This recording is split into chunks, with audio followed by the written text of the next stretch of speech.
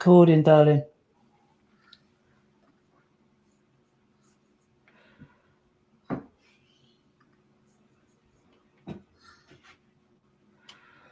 Arthur, I'm recording, buddy. It's too late.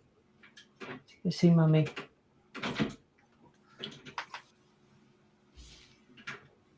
Sorry, Billy. No worries, we're actually live, so I'll let Richard deal with the situation there. Hello, everyone. Welcome to another episode of Billy Watson TV. I'm delighted to say I've got Richard Willet, who's quite well known for his work with Iconic these days. He's been a filmmaker in the past, and I've got him on the show for the fourth time to talk about his documentary he's made recently with David Icke called Rituals of the Elite, which is something I think that people need to talk about more. And the documentary itself really does delve deeply into this kind of field, and there's a lot more deeper digging to be done, but still, we'll start off. Oh my God, who would have kittens and children at the same time? That was insane. Like, it all come together. The cat tried to come through the window in front of me, and the little boy decided that he wanted to come see Daddy straight away. Right, we're all right now. We're all never good. Work with kids or animals. No, at the same time is even more difficult. No worries. Anyway, just giving a brief introduction to the show, and the reason I got you on the show is mainly you've made a new documentary with David Icke. I think it's the first time you've maybe worked so closely with him on a project. Yeah, it is, yeah. So basically, it's called Rituals of the Elite. Would you like to tell us kind of how that came about? Yeah, sure. Yeah, so it's the first kind of documentary I've done with David whilst I'm on screen. Obviously, I've worked with David for years, but mostly directing from behind the screen or editing or some camera work. But yeah, it was something we'd wanted to do for ages. It's a really difficult subject to do and to cover. It's very deep in the rabbit hole, so to speak. And it was something that you kind of can't do unless you've done a lot of research over the years to piece all the puzzles together. And what we wanted to do is to be able to do one that explains why, answers a couple of questions, really. The big questions is what they do, like what they believe in, and why they do it. Who are they sacrificing these children and others and adults to? What is their belief and ideology behind this? Where does it come from? Because people are like, well, that doesn't make any sense. Why would you do that? And then we wanted to answer that question of there's not a logic, it sounds too nice, but there is a kind of method to their madness, and so we wanted to answer that question, really. There's a practical reason as to why many children are going missing and the world is as it is, basically. Yeah, there is. And unfortunately, so we cover that in the film, but there is an actual reason with the ideology that these people have, and unfortunately, we're seeing this rapidly actually play out, which is Satanism, play out in the terms of what's happening in this messianic agenda and where that's pushing forward in the Middle East and actually all over the world. So it actually connects everything. It's actually a major part of their belief system.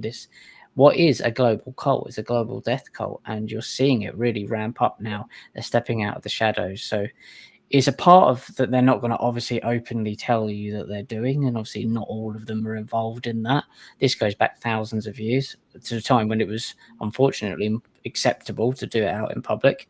It's obviously, thankfully, not so much now, not at all now, but it still goes on.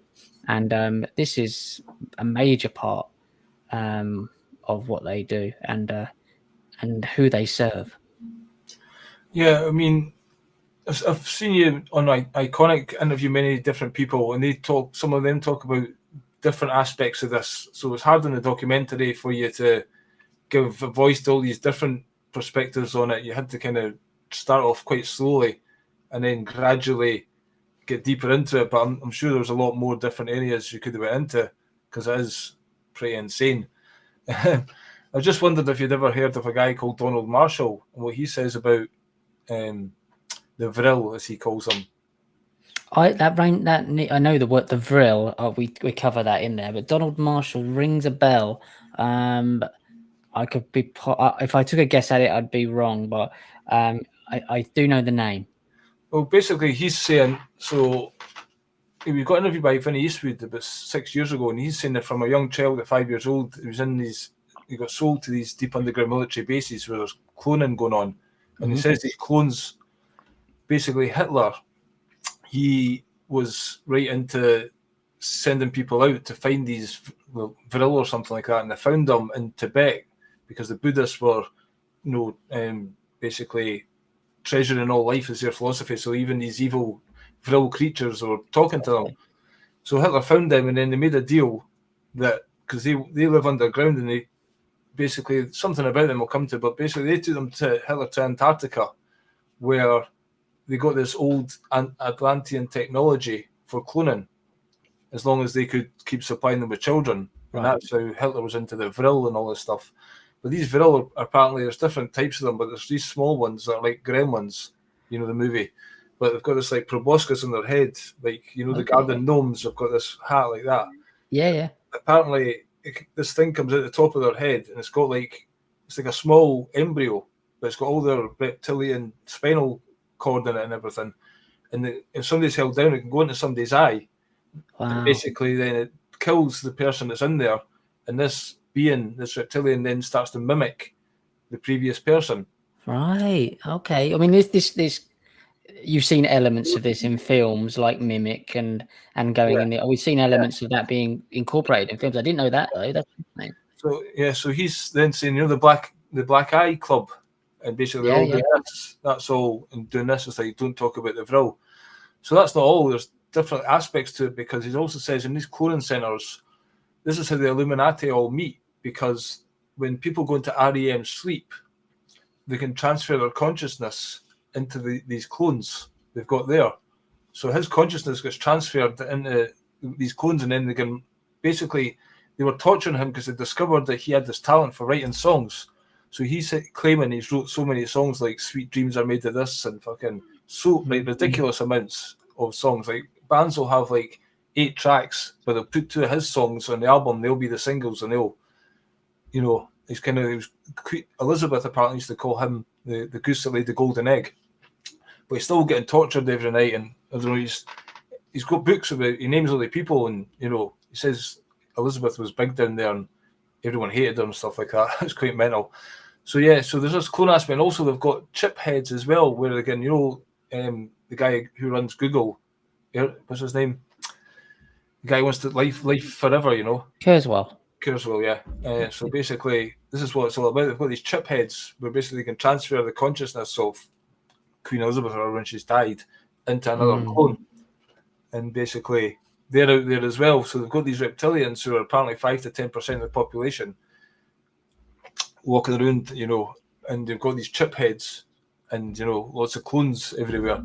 So he is quite an interesting character. I don't believe he does interviews now, but he's still on Twitter and Facebook. Right. Okay. Worth checking out, because I just wondered if, because that's another aspect of the reptilian thing that nobody really has went into, apart from not that bit. I mean, I remember the name Donald Marshall, and I remember when you were bringing up the bits about the songwriting, that I remember reading about before. But he's obviously a name that's disappeared into the sort of background. You mean, we know there's underground bases specifically, and I mean all over the world, especially in New York. There's a massive underground tunnels go everywhere over there, and that's where you've got this messianic agenda out there. But New Mexico, I speak about all the time, the amount of times like I've spoken to Epstein victims or survivors there that have woke up in tunnels there, which isn't too far away from Dulce Base, which isn't too far away from Trementina Base, which is the Church of Spiritual Technology for Scientology, and Los Alamos National Laboratory, which is famous for possibly having a reptilian hybrid program there. There's certainly something to this, absolutely. Dulce Base again would be another one. You had the Roswell crash, obviously, in New Mexico, which I think was something completely different to what they're telling you in terms of what was in there. I don't believe, actually. I think you're looking at clones possibly in these machines, but also you're looking at the site for the nuclear arms testing, and that footage was actually processed in Lookout Mountain in Hollywood, which connects to Dave Geffen and connects to a lot of the CIA guys that were over in Hollywood, and they were processing footage from these from these nuclear testings. Well, I don't think that was nuclear testings in such that we would think it. I think you're talking about portals. I think you're talking about opening up places to other places. The CERN, the what CERN use, a particle accelerator, pretty much the same as the one that was used in the Manhattan Project, I believe, and by the likes of Jack Parsons and that was housed in Columbia University as well. And that all connects in together. They're doing something with these nuclear testings and letting other beings in. But these underground facilities, they all connect underneath with these shuttles. I absolutely believe if you went to if you that will come out one day that there's that underground, a whole underground city, especially in New York and New Mexico. And I think you were looking at many other places as well. Denver Airport, I think, is actually what they say it is.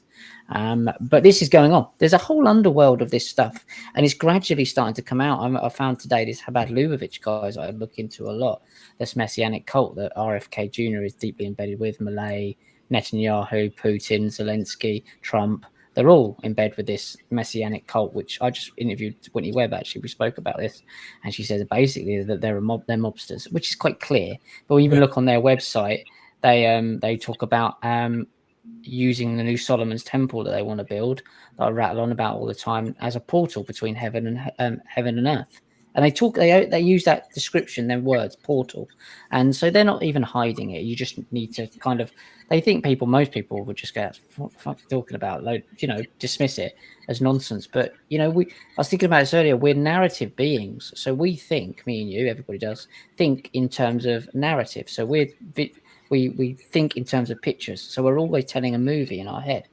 So their plans would have to have a movie-like script to them, a movie-like agenda, because that's the way we function as beings. We see things in a movie in our minds. So it stands to reason when you look at Westworld and look at their AI hub, it's Rehoboam, which is the son of Solomon.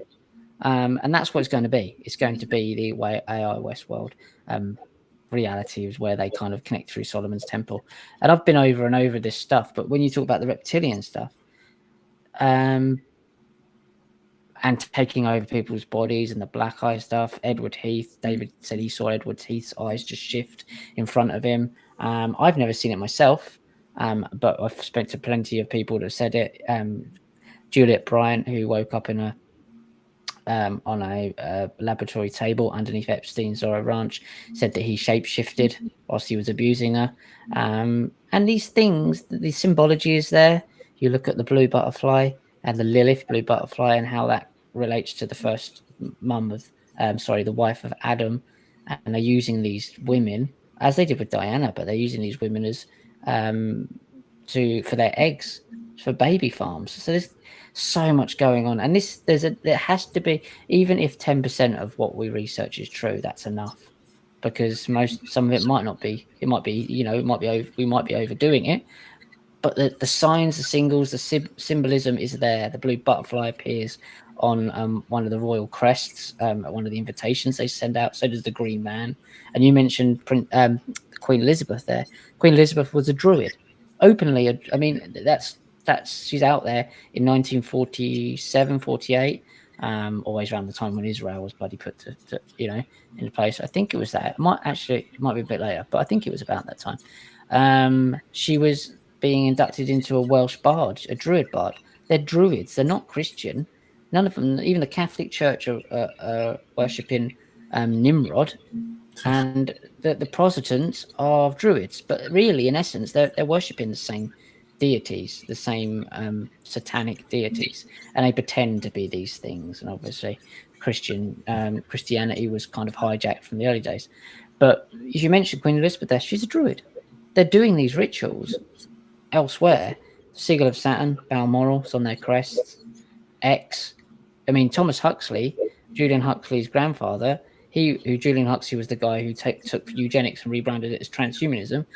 Thomas Huxley was where he came up with a secret society, which is basically they met before the Royal Institute, the Science Institute in London. They met about an hour or two before, so he could tell them what they had to go and tell. His mates would go and say.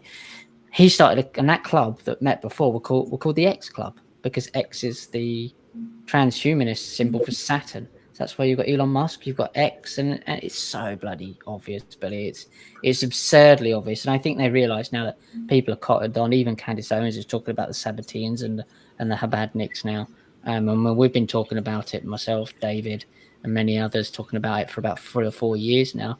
The Habadnik stuff, David, even longer, obviously. But they can't keep a lid on this much longer. So it's fascinating. Yeah, it's to me. I mean, I don't need any convincing of any of this stuff. Mm. It's just the frustrating thing is your ordinary man in the street is not aware there's a reptilian or some kind of other presence that's kind of lording over us, and this is why the world is. Remember good times in the 80s and 90s, and things were still going to work ever, but there seemed to be a more lighter atmosphere. And now basically everyone's depressed as fuck and skint, and all done by design. And the countries, Stammers came in, was just all like, I'm Stammer, I'm a bad cunt, just playing his role, and just designed to steer everyone up and stop us from, realizing who the true enemy is. Yeah, Starmer's a trilateral commission. Yeah. Yeah, trilateral commission, which is an offshoot of the Round Table. The Round Table goes back again to the Babylon, Rome, and it's a Roman cult that really is the cult of Babylon that goes back about 8,000 years, Mesopotamia, on through to the Mayan. They stole some of the Mayan knowledge or the Maya knowledge that come possibly from Atlantis. We don't know, but the Freemasons are absolutely bloody, like, obsessed with Atlantis and obsessed with Solomon's Temple. So you put all these bits together and you realize, even if it's not true, because I'm still open to, it doesn't really matter because these lunatics believe it is so much. But I do believe a lot of this is true. But I've never seen it with I've actually seen kind of like spacecraft and portals opening up. I have seen that. Well, But I haven't, I'm not one to sit there and go, this is definitely true, because even if it isn't, to them it is, and they are behaving in this way, and the symbology is there, and they've been behaving this way for about 8,000 years and sacrificing children, because the point in the film is the rituals of the elite is that they believe they're sacrificing these children to appease these archontic beings in another realm, and the loosh is what they feed off, which is same as looking at the Matrix, that symbology, looking at the screams in Monsters Inc. That is what they believe. So they're sacrificing their children. They're doing this to appease their gods, which we know happened even in the Bible. Bloody Abraham nearly sacrificed his son for Yahweh. So they're not even writing it out of their own books. So we know these things happen, and that's what's most important about the film, whether we believe it or not. Believe in their ideologies. That's just one level that goes on. The ritual that does sometimes, the demonic entities can appear or set up right and loose the kid, and but there's an actual reptilian beings who actually physically will eat children as well. Do you know what I mean? It's not just the astral ones. Yeah, I think it's a good point, Billy, because I think I confused me for a while. A lot of people think that because the Archontics ones are represented as kind of reptilian, aren't they? But they're more jinn. You look at them as kind of, they can appear in a reptilian form, but then you have the actual physical reptilian hybrid beings, and we know we've got the R complex part of the brain, so we have that in us ourselves. But you look at these bloodlines, black nobility bloodlines, and it appears to me, look at all their symbology and the sacrificial rituals they do. I've been around Balmoral Castle, the Balmoral Pyramid. That thing goes underground. There's no way the Queen Victoria walked up the hill I walked up. She goes underground through a tunnel. That's ridiculous. So that they do, I know they do these things. I believe they do these things, and the Balmoral is Baal, obviously, and the sigil of Saturn is there. So they believe and they do these things, and they've done them for thousands of years. But I believe that their DNA is different slightly. They have a dual DNA, and I do believe that these beings that you were talking about from the astral could possibly, because of their dual DNA, and if you think of everything as a waveform, which David covers in the film, they're able to lock into those beings and possess them easier.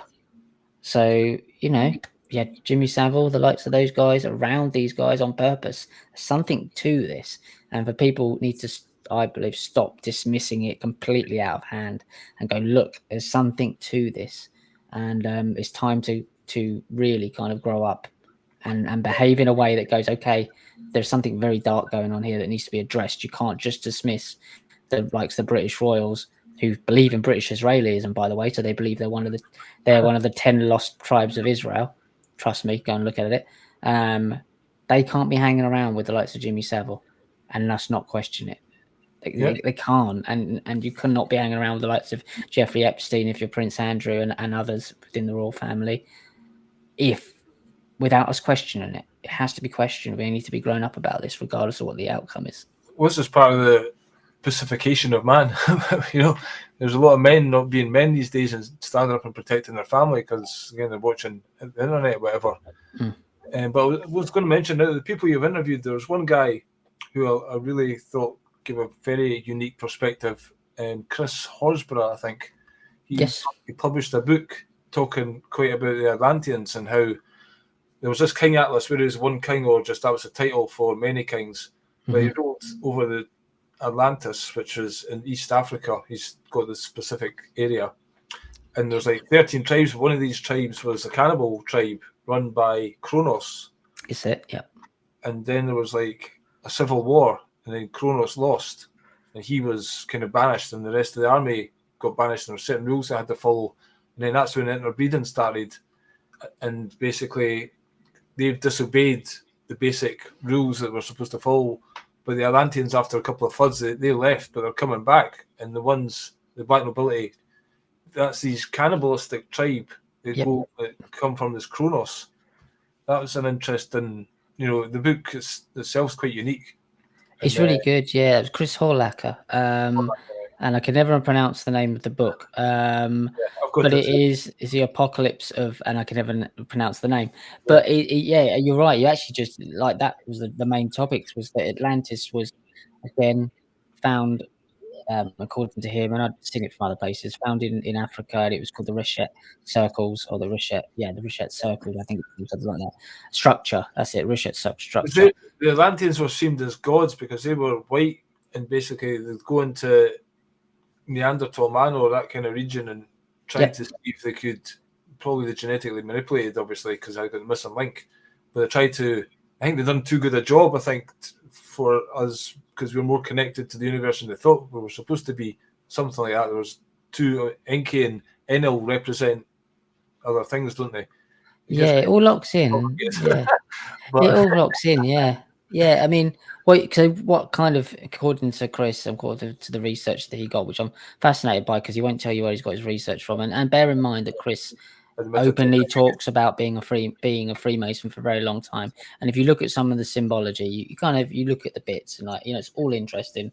But he says that there was as you mentioned before, there was two kind of tribes. They were cousins really, and you had the ones that went off to the Middle East were kind of less evolved, and the Atlanteans seemed extraterrestrial because they were so far more technologically and advanced. And then you may have the Lemurians in there somewhere. But what you were talking about is Kronos there, which is fascinating now, because so they were dejected, Kronos and his gang were rejected because they wouldn't behave properly. And they were the fallen angels, as when they were rejected and went into the Middle East.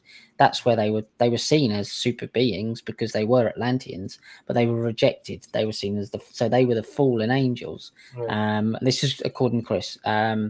And so they started to mate with the humans there and crossbreed their own kind of like bloodlines there, which become the black nobility bloodlines of today that took over the Middle East, so you had you had the satanic Babylonian cults there, started to practice this stuff in like the temples there.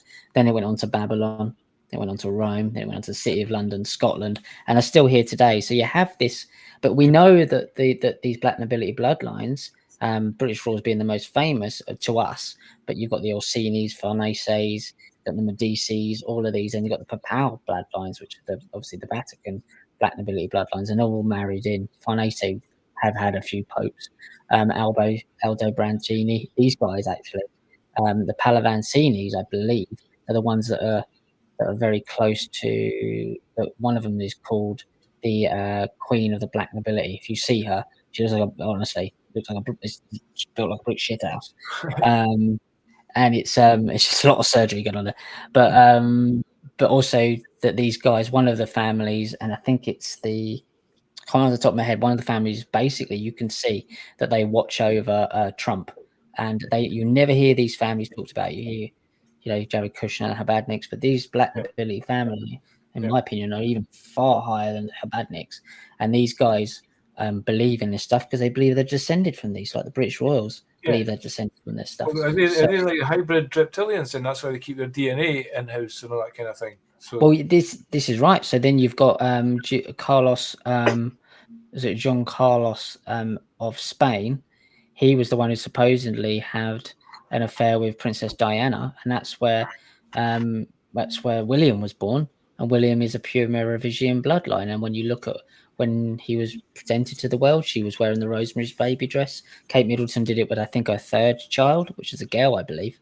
Um, and that's exactly, so they believe in this stuff. They very much believe in this stuff, and they live by it, and they're ritualistically stuck in this. And Diana was a womb for these people, but John Carlos of Spain is supposed to be of pure Merovingian bloodlines, and so is William. So it'll be interesting to see.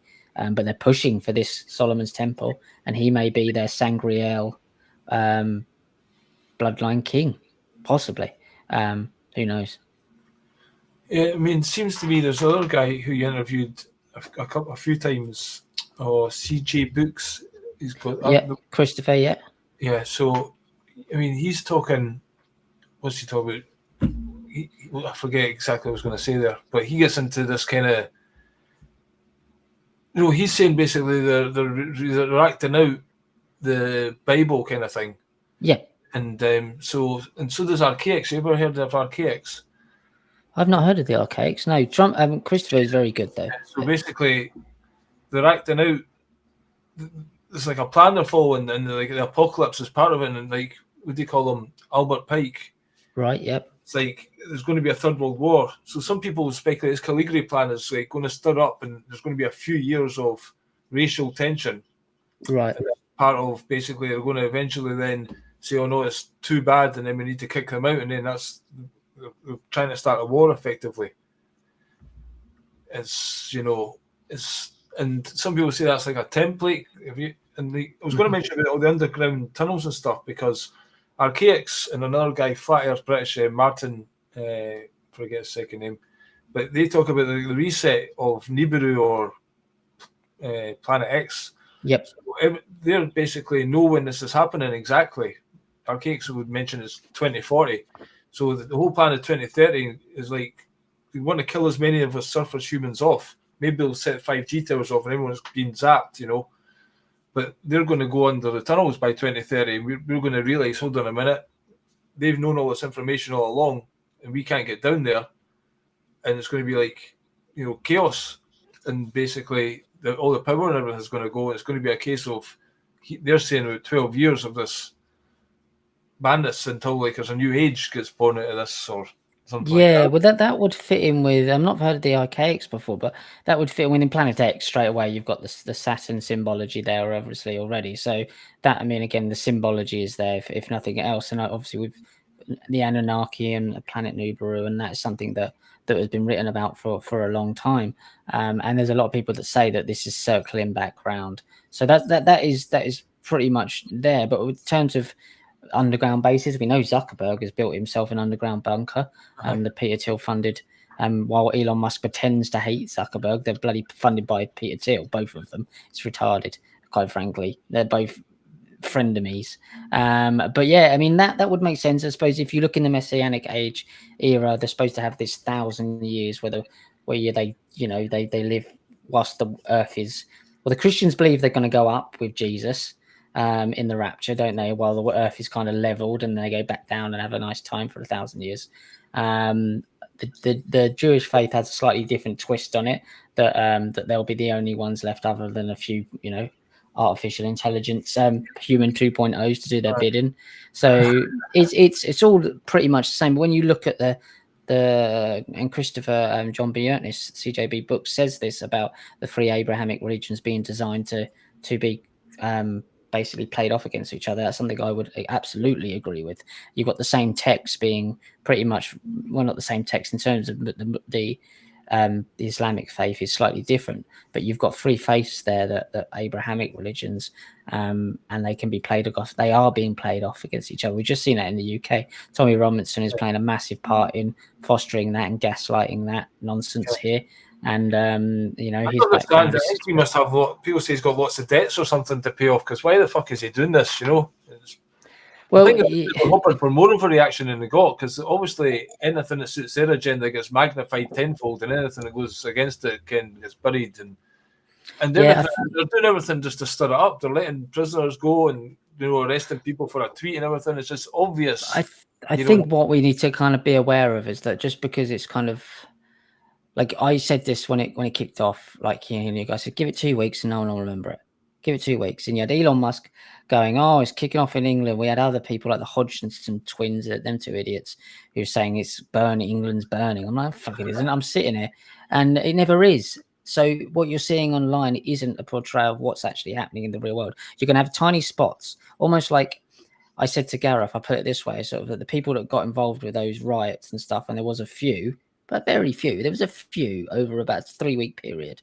They basically were acting in promo videos for the agenda without actually even understanding, getting paid for it, because the prats were turning up, getting it. So they got the footage they wanted to be able to use to gaslight more, and people would go out and start acting it out. That's why it works. This internet is just one of the hubs in a cybernetic system of trying to push social change. So that actually wasn't happening. But what it was a few bits were happening. They were making promos. I make promos for a living. They're bloody easy.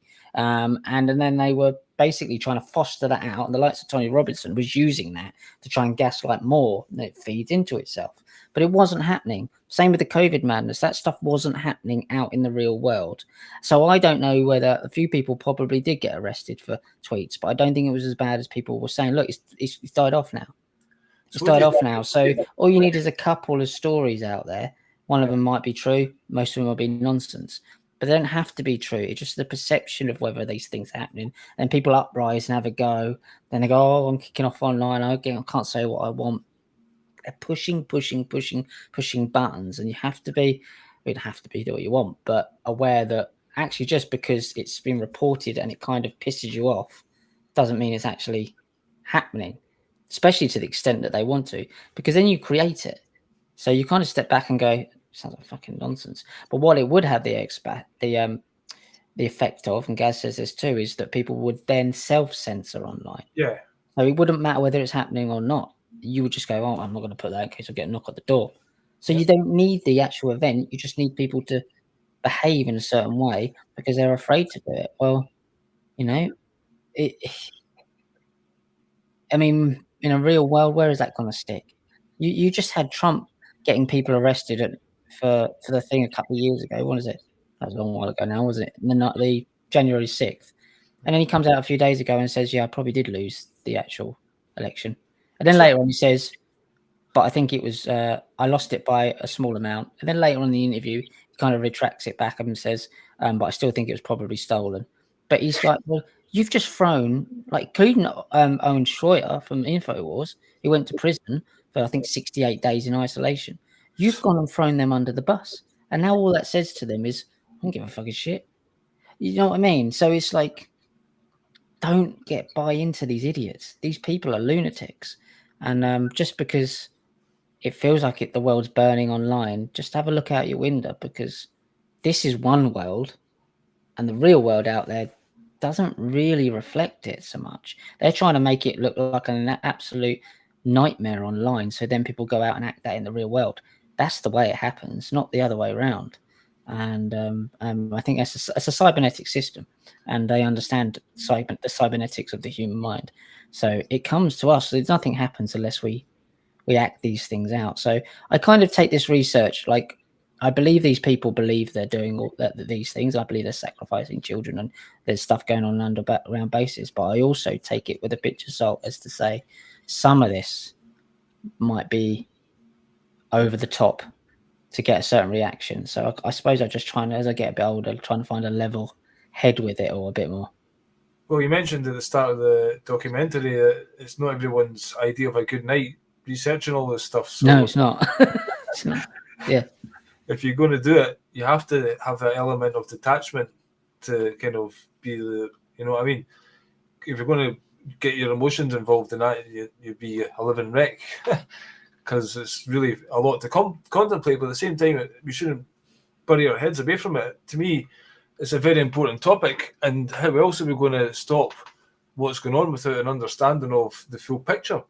And I keep on going to these meetings and protest meetings, and I don't think anyone actually listens or hears what you're saying, you know, because I mention this and I say that and then say certain things and it's just like, like, oh well. Because they can't deal with that.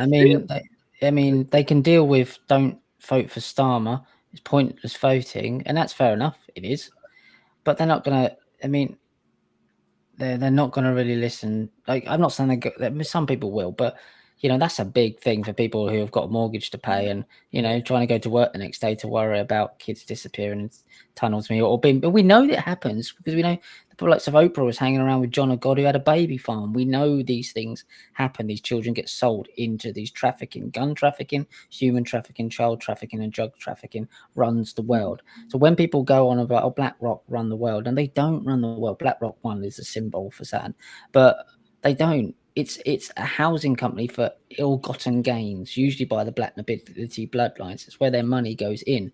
That's where all this crime money goes in through these. It gets washed through the likes of BlackRock and Vanguard into big tech, big pharma, all of these NGOs that they want to run the world. But that's not BlackRock and Vanguard themselves are just it's a corporation. It's a dead entity. So they don't mind you going BlackRock. Oh, they're all into BlackRock are doing this. BlackRock doesn't exist. It's a paper fiction. What? It's the people put. Well, how's that money being made and fed into that system? Like Elon Musk, his X Corp, have got, I can't remember how many shareholders, but there's a large amount of shareholders that are not known. Right. So you know what? He doesn't have any money. He's probably more skint than me and you. He doesn't have any money. He borrowed all his money for X from Saudi Royals and the Qatar national fund. That whole thing? He was going to buy it, then he was backing out, then he was told, "Oh, you have to buy it." You know, exactly. Yeah, because that's happened. Someone else told me another day when that was a similar thing that happened as well. They basically were forced to buy it. So basically, you're going to be the poster boy of this. And now he's a speaker for freedom of speech, but you know the government wanted him to have it. And it's also, not. He said he was never going to get political on it. Now he started interviewing Trump, and now he's a voice of, you know, manipulation. Really? Oh, he's a fraud. He's an absolute fraud. He was born into a family of technocrats. But people know this. Most people who do the research that we do and been around this stuff know that his grandfather was, I think it was his grandfather, was one of the founding members of Technocracy Inc. They know these things, that technocracy and transhumanism is eugenics. They do know these things. They just decide that either, and I had a discussion with Whitley Webb today, some of them would have been in the alternative media from the start, knowing that there would be a switch moment and have to jump on a train. And now they've all jumped on or not all of them, but a lot of them have jumped on the Trump train. I've just seen Russell Brand doing a live tour with Tucker Carlson. And then Tucker Carlson, I don't know the guy. I don't know his background. I don't know what he's got himself into that he can't get out of, because these are minnows in this, especially with someone like Russell. I mean, what happened to Russell a couple of years ago when they put out this horrible hit job documentary, and I don't believe anything that was in that documentary, but that will ruin a man. So now he's suddenly in bed with Peter Thiel, Rumble, Elon Musk. He's on, filming. They're doing the same loop. So he obviously, I kind of understand that, and unfortunately for someone like him, he's got himself into some trouble. And but also my point is is that they've all connected around this Trump train at the moment. Trump is just another front runner for this Technocracy Inc. guys. But even Tucker Carlson, this is what made me laugh. Tucker Carlson's dad, Dick Carlson, was deeply in bed with the US government, the USIA, which was the media arm of the US government. That's his dad, Dick Carlson. Now, Dick Carlson was also promoted into positions of power by Ronald Reagan and George H.W. Bush. You can find the information there. And these two, Bush, George H.W. Bush, and Ronald Reagan, went to Bohemian Grove. You go over to Alex Jones's Twitter, and who's the top picture of him on the banner? It's Tucker Carlson and Alex Jones. And then you scroll down, and they're exposing Bohemian Grove. Oh, shit. Well, shit, your dad was mates with people that went there. Aye. But don't, I'm not having it. I'm not having it. I'm 43. I can't be bothered with bollocks. It's a lie. And so you have to kind of understand, try and think like, okay, when was this supposed to be? Did they get at someone like Alex because of basically they ruined him with the Sandy Hook nonsense, which he shouldn't have been dragged through the water for? He just had an opinion. It wasn't even his opinion. Like, I don't agree with what they did to him, but you can see how people, get into this position. They take the gold. You've got Russell Brand's a multimillionaire. Alex Jones, multimillionaire. Tucker Carlson, multimillionaire. They're not sitting here like me and you on a Friday night, or what night is it? Thursday night, doing this. You've been at work all day. I've been editing all day. We live different lives, but they unfortunately took the bait. They took the fame. They took the adulation. Comes at a price. Comes at a big price. And that's what people should remind themselves when they start getting all these followers. And I've seen a friend of mine, or I say a friend of mine, someone I've interviewed a few times and I think highly of, has started to get involved with the likes of Tucker Carlson and these guys at the moment. And I'm thinking, mate, just don't. You're a nice guy. And I'll leave that up to the audience to figure out who that is. But I can see it happening. The bright and shiny things. A very talented person is being brought into the fold because they'll use him. See, this is the thing. Like, I was thinking just before the show, maybe how I didn't introduce you. And I was just thinking, you're somebody that doesn't get enough credit for the work that you do, the knowledge you've got, and the people you interview.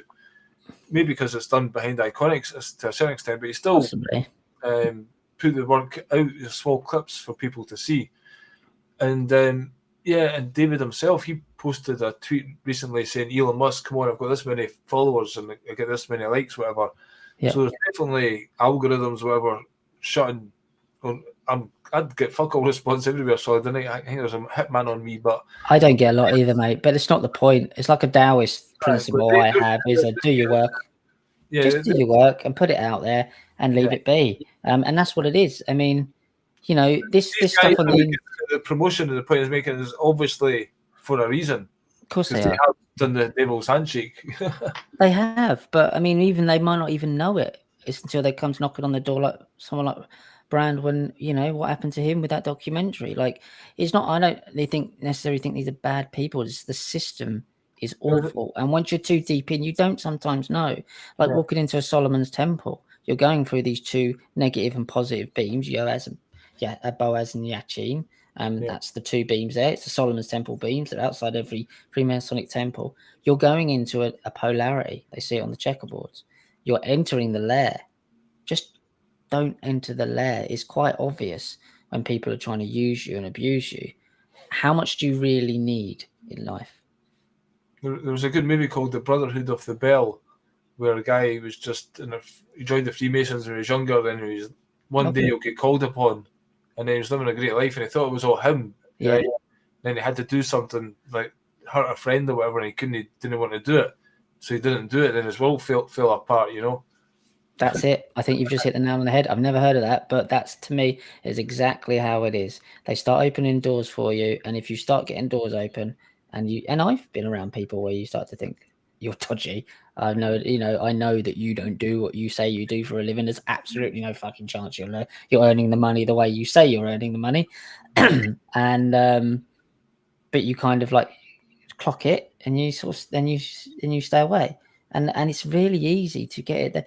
You have people that working in universities like a Jordan Peterson who. Let's have a look at Dave Geffen. He worked at Harvard, Yale, I think, actually, for a while. He was scouting people. J.D. Vance was found by Peter Thiel, whilst Peter Thiel went into Yale University, Skull and Bones, and gave a talk. They scout for people. Yeah. They scout for you. So if your doors start opening up and you're thinking, well, I'm fucking great, I am, like you just said, that's not the way it works. It just unfortunately isn't. Yes, skill and talent will get you so far, but those doors, I've been at the BBC, I've been in those situations where you can carry on down that road, and if you play the game and play politics, I was never good at that. I'm not going to kiss anyone's ass, and I had the skills and the talent, absolutely, but I'm not saying I'm that talented, but I mean, compared to some of the other people, there was clearly he was capable of doing the jobs, but I knew, and they knew, and there's a few things that happened. where I wasn't going to shut up, and I wasn't going to not so much shut up because I'm not aggressive. Out, you've met me. I'm quite fairly quietly spoken and that, but I also will just go fuck off and walk away from them. I'm not doing it. And but you can tell how you could progress if you played the game, and suddenly you're in London, and suddenly you're around all these people drinking and doing coke, and I've seen them drinking at 10 in the morning, and you're like, fuck this. This is, you can see the dangers there, especially in the media. And the alternative media is absolutely ruined. Like you looking at the likes of Tucker Carlson, unfortunately, Alex, for whatever reason, and I'm not judging them because, people do things in life, and unfortunately they've got families and kids, and I'm sure their children love them.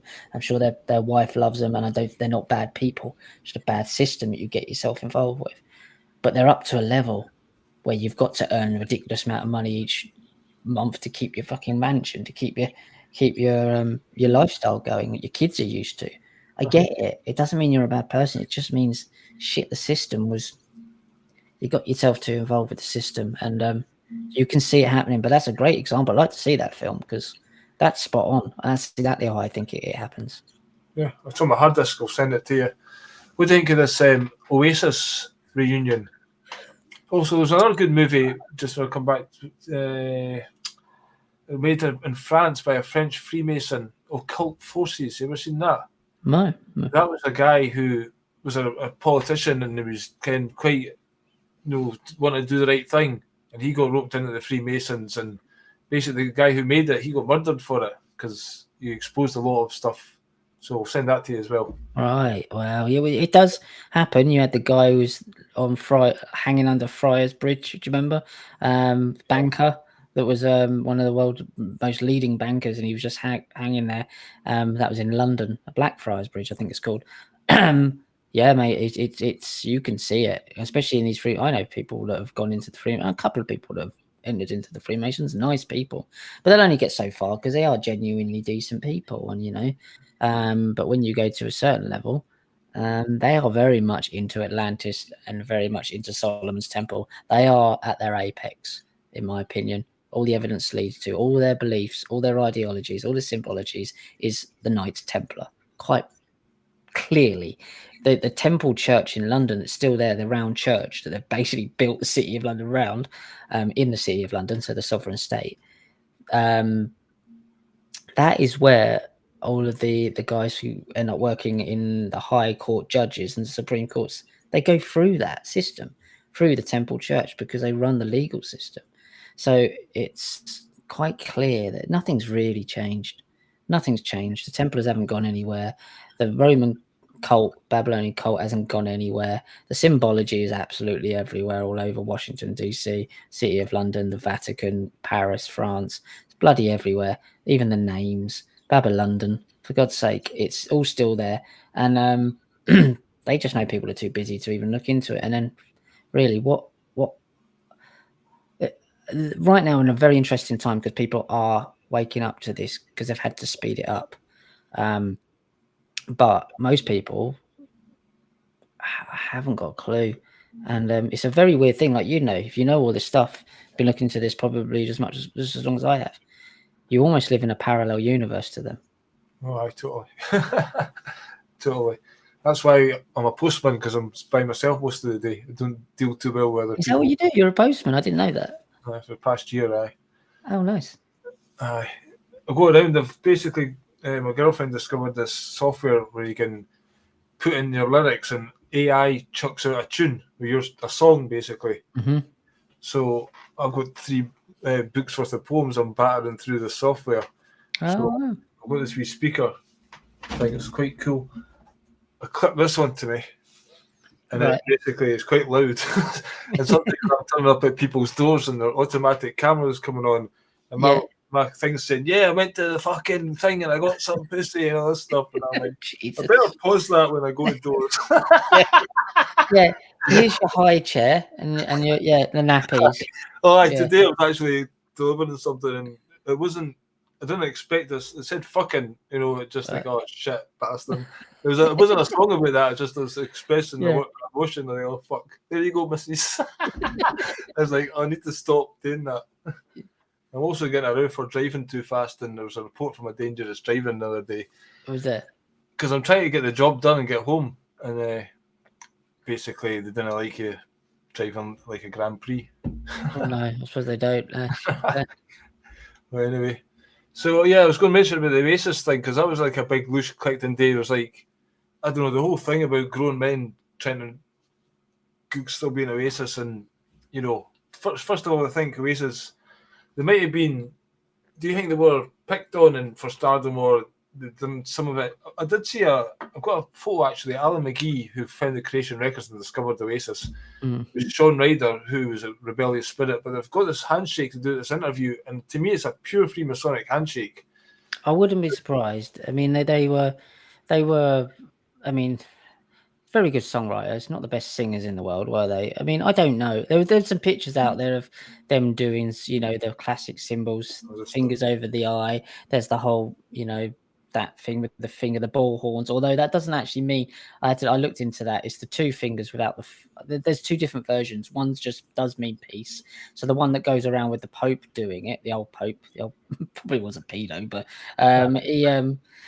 he was doing it, which actually did mean some sort of peace signal. It wasn't the ball horns ones, the devil horns.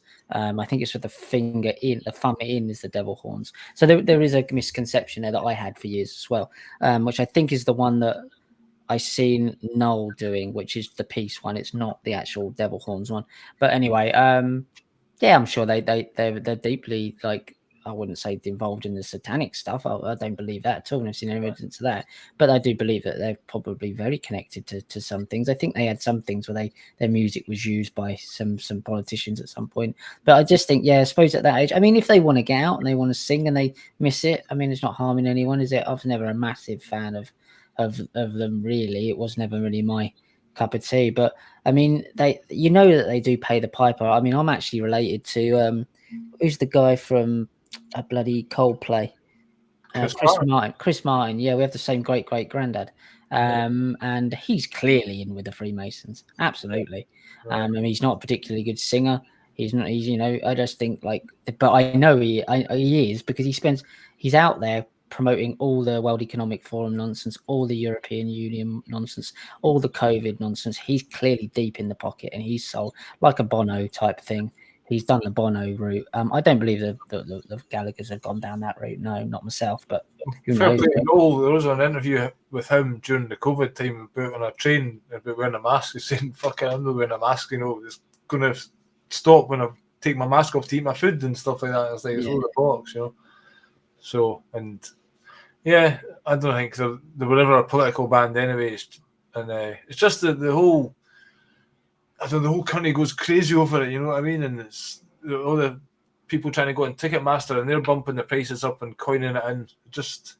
It's a 5-minute thing though. It's a nostalgia thing. I mean, they can't do it any later than this because we'll all be dead. So they've got to do it now, really, and they're not harming anyone. I've got no problems with that. That doesn't. But I do believe that they would have been around some shady characters. Absolutely. I mean, I think he's pictured with Jimmy Savile a few times, no, but again, it doesn't mean he knew what Jimmy Savile was doing, does he? I mean, the British Royals bloody well did, because they're fucking MI5 and MI6 at their beck and call. Jimmy Savile was the only one that could walk in Buckingham Palace without getting his bag searched. Exactly. Yeah, exactly. So, I mean, of course they knew, but I mean, I doubt the Gallaghers absolutely bloody knew. But I'm sure they were around quite a lot. But there's a really interesting video with Shane from Boyzone, where he talks about being at record releases for their records and others, and he said there was satanic rituals done and prayed over the records as before they released, and he talks about that as a kind of born again Christian himself. So that's really interesting. I'd love to interview him about that. And he just spoke about a little bit of it. And I always thought Stephen Gately's death was very suspicious as well. He never did any drugs. He was never a big drinker. And suddenly he smokes one spliff and dies on his own vomit. And that sounds dodgy to me. So yeah, I think there's more to. Well, maybe I'm conspiracy theorist. I don't know, but maybe there's more to that. But again, the music industry is saturated with this satanic Luciferian. It is a product of that cult. So if you're going to go high up in it, you're going to meet these people. Doesn't mean you're necessarily, involved with it. Yep. So obviously, as you say, they'll pick the ones out. There's a guy from a heavy metal band. He went to a party. One of the was shooting a snuff thing there. Oh God, really? He was like, "I'm getting the fuck out of here as soon as Yeah, possible." yeah. I mean, Cliff Richard was heavily involved with the Craze as well, and he's Kitty, wasn't he? Or possibly at Elm Guest House. He's got some demons. Let's see when he passes what happens. And maybe I'm wrong. I hope I'm wrong, but there's something odd about that man. Yeah, David Jason gets a lot of mentions as well. Does he? Yeah, I think it's to do with the Elm House thing. Because what was it? Sue Barker. She was like pretending to be Cliff Richard's love interest for a while, but yeah, the tennis player. Yeah. Aye. Yeah, I think there's some dodgy stuff going on there with that man. I absolutely do. And I think he knows a lot about the Jill Dando murder as well, which was clearly he was exposing the paedophile satanic ritual gangs, and also the Elm Guest House, Dolphin Square, and all of this stuff that was going on for years. The Craze were at Dolphin Square as well, I believe. And I mean, it's some weird thing. The Craze was deeply involved with these satanic lunatics, absolutely, and basically they spent time with Lord Boothby, and Lord Booth. I've interviewed Lord Boothby's daughter. She didn't know he was her father, but she knew him all her life very well. But she didn't know she was actually his daughter until later on in life. Great, her book's fantastic, by the way. If you can find out, I can't remember her name off the top of my head. It's over there. It's called In Search of Truth, and it's Eliza Harrison. She was great, but she talks about seeing the Craze and being at the buildings with the Craze and Lord Boothby being involved, and they kind of got him over barrel because he was bisexual. And she knew Victor Rothschild very well, and she said Victor Rothschild was the fifth man of the Cambridge Five, and also was deeply involved in satanic stuff as well. Although she never witnessed it, she said she heard about it, and the way he spoke about him and himself and his bloodline as if they were better than humanity. And she said it was quite clear there was a lot going on there.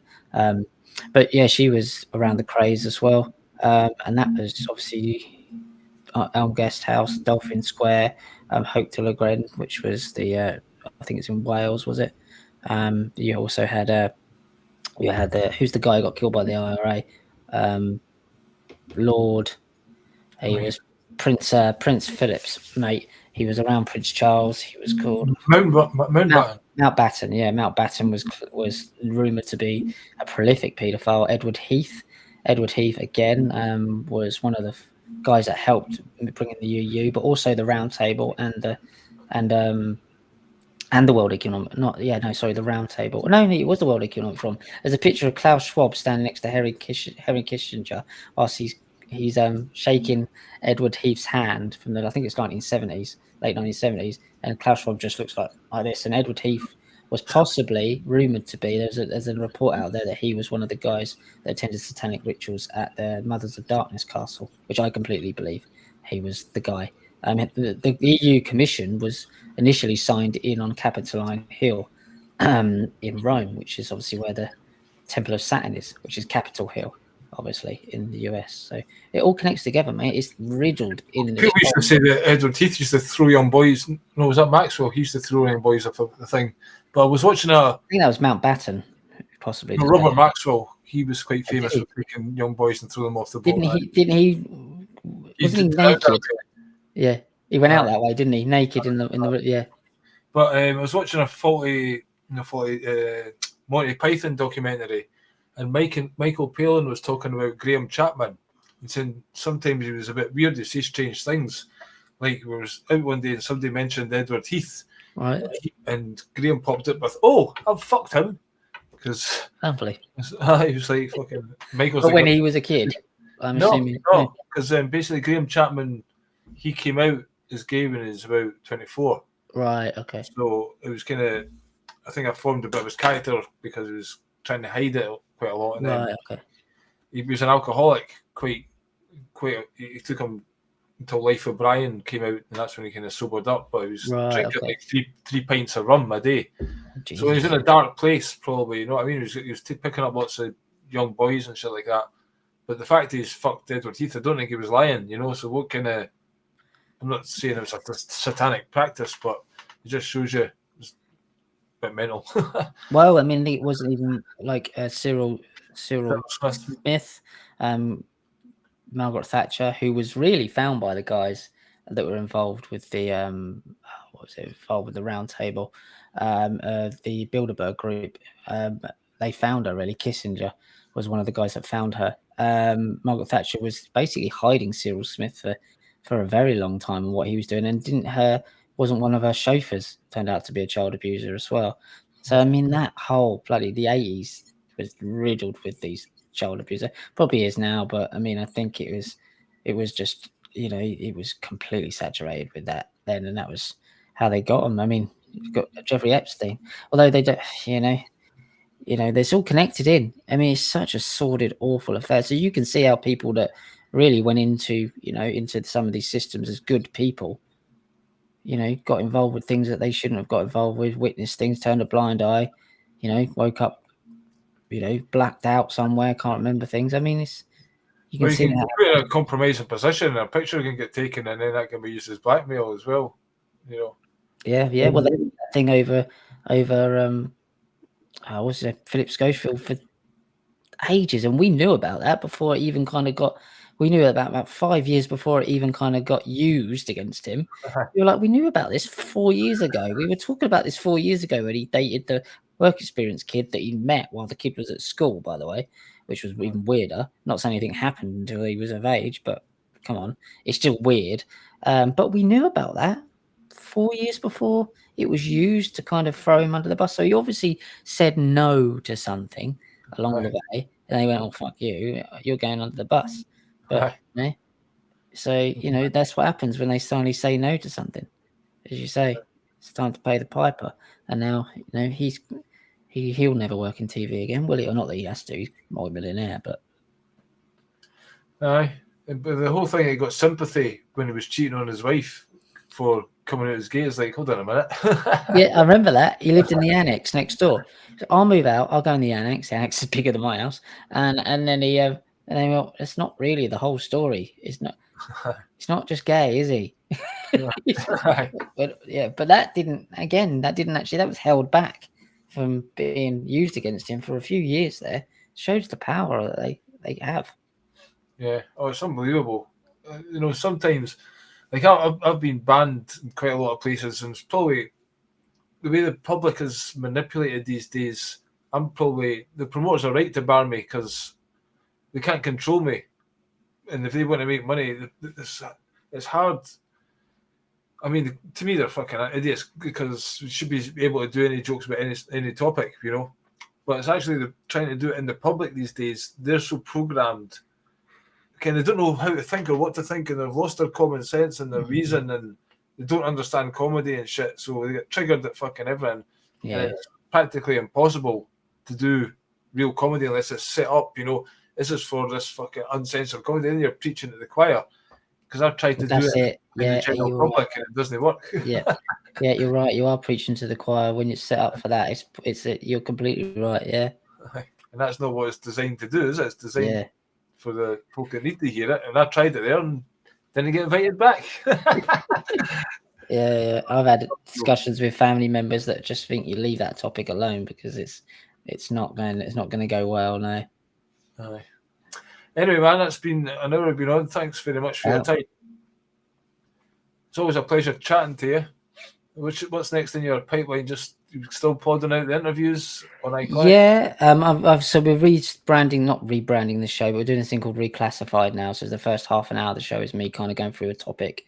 So last week I did digital currencies and being locked out of the temple. So what would you do with your digital currency if your computer says no and your social credit score won't allow you near any equipment, or you're non-personed and no one will barter with you? I mean, there's questions to be raised about this digital currency. So we brought that up in there, but I'm also just filming next week. So I'm going to the studios next week to film a 6-part series called Cults, Chaos and Conspiracies, which will be I'm really looking forward to because I'm hosting. That's the first time I'm presenting a whole series on my own. So that should be good. That's basically covering all these elements of the conspiracy. So the Bilderberg Group, the Sabbateans. We do an episode on Sabbateans.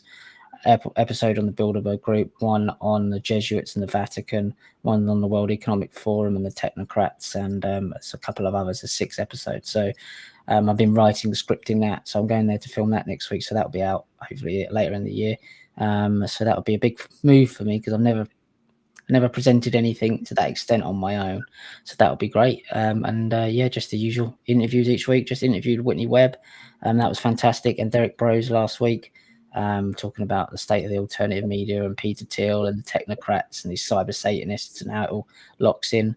Because there's very few of us now who will actually speak out and haven't jumped on the Trump train.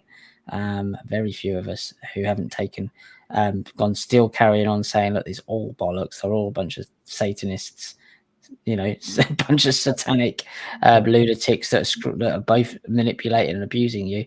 So there's few of us, but it's a good thing in the long run. Lucky to be on, because how much control do they want? Are they going to, you get isolated from these programs and the guy Rumble's dodgy or whatever, you know what I mean? Yeah, Peter Thiel, yeah. He's starting to say, oh, it's a limit to free speech and all this kind of shit after everyone's put, oh, Rumble's a place to go. Now they'll shut that down in bits, saying, well, this is hate speech. Oh, you can't do it there. So, again, you get isolated on your own website and they'll say, hold on a minute. It's your own website. It's behind the paywall, though. It doesn't matter. It's still fucking on the website. Yeah. You've just got to use it while you can. People say, why do you use these systems too? And I got the analogy, and the best way I can describe it is, well, why would you go on X? People say, if you hate it so much. Well, if you know someone is drinking poison water, you need to go to the bloody river to tell them that they're drinking poison water. There's no point shouting from the hills. They're not going to hear you. So you go there and go, that's fucking poisonous, until they stop you going to the river. So, while you can use it, use it. And that's my explanation. Is, well, I'm going to use it. Well, I can, but there'll be a time when we can't. But until then, I'm still going to tell you you're drinking poison water. Yep. Cool, man. If you hang on, I'll say goodbye to you after the show. But everyone else, thanks very much for listening, and I hope you enjoyed that. And in the meantime, take it easy. We'll see you in another episode soon. Cheers for now.